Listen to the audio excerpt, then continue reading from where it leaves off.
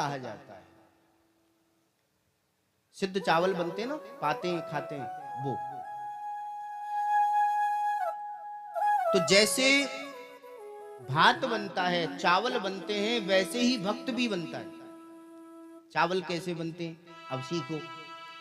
पहले चावल धान के रूप में होता है, पहले चावल धान के रूप में होता है। फिर क्या करते हैं, फिर उसे मूसल से कूटते हैं, मूसल से कूटते हैं, और कूट करके छिलका अलग चावल अलग हो जाता है। फिर उसे छान कर फटकार कर अच्छे से एकदम स्वच्छ किया जाता है। और स्वच्छ जब हो जाए तो एक पात्र में जल भरते हैं, उस जल को अग्नि पर रखते हैं, फिर उस जल को खौलाया जाता है। खौलते हुए जल में फिर उन चावलों को डाला जाता है। खौलते हुए जल में चावलों को डालते हैं, फिर अग्नि पर तपाते हैं, पकाते हैं। और फिर पता कैसे चलेगा कि भाई सिद्ध हो गया, ये बन गया। उनमें से 2-4 दाने उठाते हैं चावल के, फिर ऐसे करके देखते हैं हो गए क्या, सिद्ध बन गए क्या। कठोरता तो नहीं है, और यदि थोड़ी भी कठोरता है तो फिर उसे और रखा जाता है। ऐसा ही करते हैं ना। फिर जब वो बिल्कुल कठोरता उसकी मिट जाती है, समाप्त हो जाती है, फिर लगता है कि अब ये पाने योग्य है, अब ये खाने योग्य है, फिर उसे कहते हैं भात। तो जैसे चावल बनता है वैसे ही भक्त भी बनता है। जैसे चावल को बनाया जाता है वैसे भक्त को भी बनाया जाता है। पहले चावल धान के रूप में था, तो उसे मूसल से कूटा जाता है? तो छिलका अलग चावल अलग। तो ये छिलका क्या है, बोलिए माया ही एक छिलका है। माया छिलका है, और ये जीव, ये देह, ये शरीर इस माया रूपी छिलका में लिपटा हुआ है। किसी भी भक्त को देख लो, इतने मूसलों की चोट खाई है कि जब तक चोट ना पड़ी तब तक वो भक्त ही नहीं बन पाया।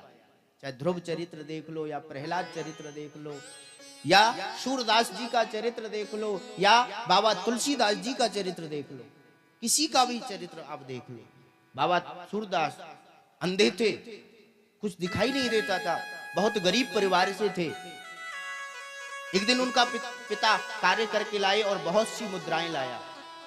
पिता ने वो मुद्राएं रखी, लेकिन मिट्टी का घर था, तो चूहे ने आकर के 2 मुद्रा चुरा ली और अपने बिल में जाकर रख दी। पिता को जब पता चला कि इसमें से 2 मुद्रा कम है स्वर्ण की, तो सूरदास जी को खरी खोटी सुनाने लगा, ये अंधा है, इसके कारण ये सब हुआ है। तो सूरदास जी कहने लगे, सुनो, आपकी मुद्रा कहां है ये मैं बता सकता हूं। क्यों, तुमने चुराई है क्या? चुराई हमने नहीं है, लेकिन हम बता सकते हैं। बताओ, लेकिन एक शर्त है, आपकी यदि मुद्रा मिल गई तो फिर हम इस घर को छोड़कर चले जाएंगे, फिर आप हमसे संबंध नहीं रखोगे। सूरदास जी के पिताजी कहते, अरे तू कल जाए सो आज चला जा, कल जाए सो आज चला जा, लेकिन मुद्रा के पता कर जा। तब सूरदास जी ने कहा, जहां तुमने स्वर्ण मुद्रा रखी थी ना, वहां से उत्तर दिशा की ओर आगे चलकर एक चूहे का बिल है, और उसमें वो मुद्रा आपको मिलेंगी। घर वाले गए, जाकर देखा, उत्तर दिशा में चूहे का बिल था, और उसी बिल में मुद्रा मिली।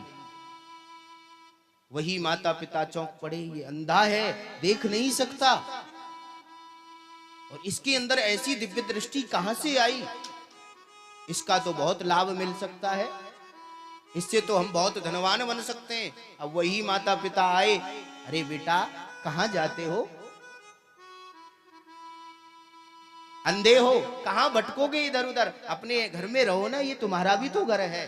बोल, नहीं पिताजी, मैंने कहा था ना, यदि मुद्रा मिल गई तो फिर मैं घर छोड़कर चला जाऊंगा। तो सूरदास जी ने कम ठोकर खाई क्या? बाबा तुलसीदास जन्म हुआ और जन्म होते ही माताजी मर गई।